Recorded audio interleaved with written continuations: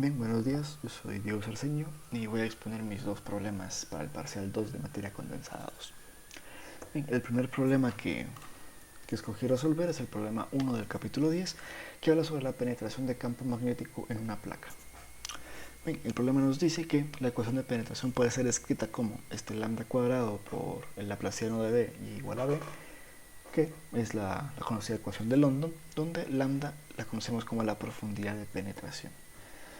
El programa nos pide que demostremos que el campo dentro de una placa superconductora que es perpendicular al eje X y de grosor delta está dado por esa expresión que vemos ahí, donde B sub A es el campo fuera de la placa y es paralelo a ella.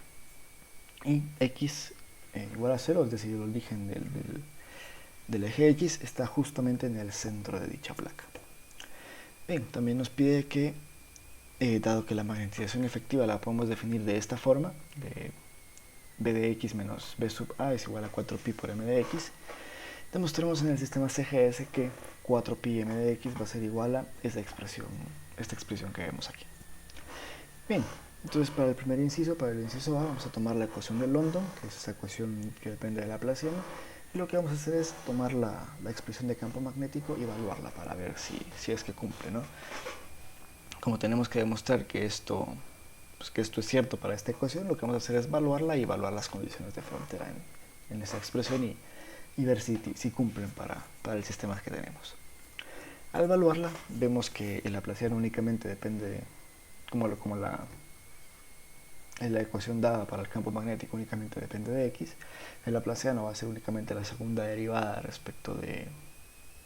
parcial respecto de X. Entonces, al momento de aplicar esto al coseno, sabemos que las derivadas de funciones hiperbólicas, de cosenos y senos hiperbólicos, no alternan signos como las de senos y cosenos normales. Entonces, únicamente por regla de la cadena llegamos a esta expresión que tenemos aquí abajo. Este lambda cuadrado se me cancela con este lambda cuadrado y regresamos nuevamente a tener la expresión de campo dada, ¿no? Lo que nos dice que cumple con la ecuación de London. Ahora bien, para las condiciones de frontera, dado que el eje X está en el centro de la placa, tendremos que evaluar la condición de frontera del centro a la orilla, o sea, al borde de la placa, y del centro al otro borde de la placa. Entonces estaremos recorriendo la mitad del grosor de la placa en cada uno de los casos. Vamos a evaluar las condiciones de frontera de más delta medios y menos delta medios, sabiendo que las funciones hiperbólicas, mejor dicho que el coseno hiperbólico es una función par. Entonces, evaluar más x, más delta medios o menos delta medios va a dar igual, va a ser exactamente el mismo resultado en el coseno hiperbólico. Y vemos justamente que nos da el campo fuera de la placa, que es lo que esperábamos. ¿No? En la frontera esperábamos tener el campo que existe fuera de la placa, por lo que ya demostramos que la ecuación de campo la ecuación de campo dada es una ecuación que cumple con el sistema, no con la ecuación de London. Ahora bien, para el inciso B nos pide encontrar la magnetización efectiva y para ello lo que vamos a hacer es utilizar la expansión de Taylor tanto para el coseno del numerador como para el coseno hiperbólico del denominador. Tomaremos los primeros dos términos y los reemplazaremos. Al tomar esos dos términos, sustituirlos y desarrollar con un poquito de álgebra básica, llegamos a esta expresión ya puramente polinomial para el campo magnético. Esta expresión, al momento de reemplazarla en la expresión de magnetización efectiva y desarrollar esta resta, igual nuevamente con la álgebra básica, llegamos a esta fracción que tenemos ahí. Esa fracción vamos a analizar el denominador, porque es el que ya directamente compara la condición de lambda mucho mayor que delta. Allá podemos tomar esa condición para simplificar nuestro resultado. Entonces, al momento de que el lambda sea mucho mayor que delta, podemos asumir que este denominador, la contribución de delta es insignificante y únicamente tomar la contribución de lambda, que sería 1/8 de 1 sobre lambda.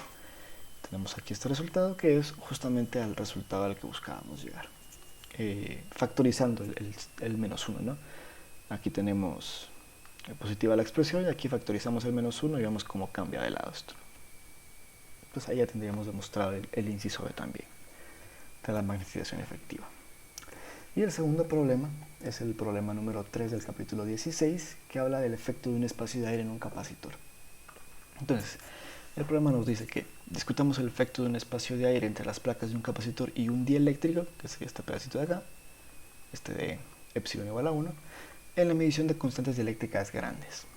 ¿Cuál es la constante dieléctrica aparente más grande posible si el espacio de aire tiene un espesor de 10 a la menos 3 del total del espesor? Aquí está redactado un poco extraño, pero se resolvió teniendo en cuenta estas medidas de acá. La presencia de espacios de aire pueden distorsionar la medición de constantes dieléctricas grandes. Eso ya es una afirmación que nos da el problema, ¿no? Vamos a concentrarnos en la pregunta que nos hacen en el problema. Bien, sabemos que para dos dieléctricos juntos el desplazamiento eléctrico es continuo, es decir, que el desplazamiento eléctrico que viene de un dieléctrico y pasa al siguiente únicamente va a depender de las constantes dieléctricas de cada uno de ellos, y en este caso sería que como la constante dieléctrica del aire es 1, tenemos que el campo del lado del aire va a ser igual a la constante dieléctrica del dieléctrico por el campo del dieléctrico, justamente la continuidad de desplazamiento eléctrico. Dado esto, podemos encontrar el potencial del dieléctrico, que es sumando estos por los campos en cada uno de las zonas por su grosor, por su espesor básicamente, y tenemos que el espacio del aire mide una distancia QD y el dieléctrico mide una distancia D. Entonces aquí tenemos, reemplazando esta relación, en esta ecuación de acá tenemos que el potencial tiene este valor de acá, el campo del aire por D por Q más 1 sobre epsilon. Bien, ahora como no conocemos el campo del aire, vamos a utilizar la ley de Gauss, y con la ley de Gauss en el sistema CGS, que sería este 4pi por Q, vamos a reemplazar esto acá, tomando en cuenta el área, ¿no?, que es algo importante, y con eso tenemos que para la capacidad se va a tener esta cosa de acá, ¿no?, que despejamos aquí la carga y pues ya sería únicamente de dividir la carga dentro del potencial y llegamos a esta expresión de acá. Si recordamos la definición de capacitancia, esto tiene una idea muy similar, ¿no? 1 sobre 4pi es ese epsilon sub 0 que nos aparecía en física 3, y este Q más 1 sobre epsilon es esa constante dieléctrica de este capacitor, ya tomando en cuenta tanto el espacio de aire como el dieléctrico, ¿no? Entonces, tomaríamos esto como la constante dieléctrica, la vamos a llamar epsilon sub e, a esta constante dieléctrica, que pues, dado aquí tenemos 1 sobre este número, la constante dieléctrica va a ser 1 sobre eso, va a ser igual a este número que tenemos acá, y aquí ya podemos empezar a jugar con ello, ¿no?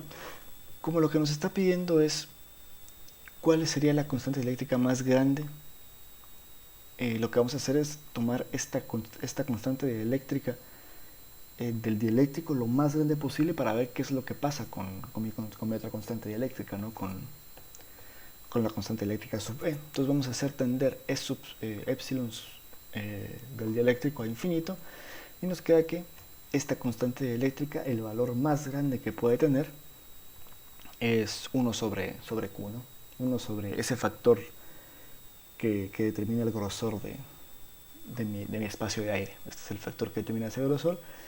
Aquí para este programa nos dice que ese factor es de 10 a la menos 3, y bueno, nos dice que esta constante dieléctrica aparente, porque no es la constante eléctrica real, por así decirlo, sino es una constante eléctrica aparente al momento de reducir este capacitor con dieléctrico y aire, el valor máximo que puede tener es 10 a la 3. Por mucho que nosotros aumentemos la capacitancia, aumentemos la constante eléctrica de nuestro dieléctrico, valga la redundancia, el valor máximo que podemos llegar a tener de esta constante eléctrica aparente es 10 a la 3.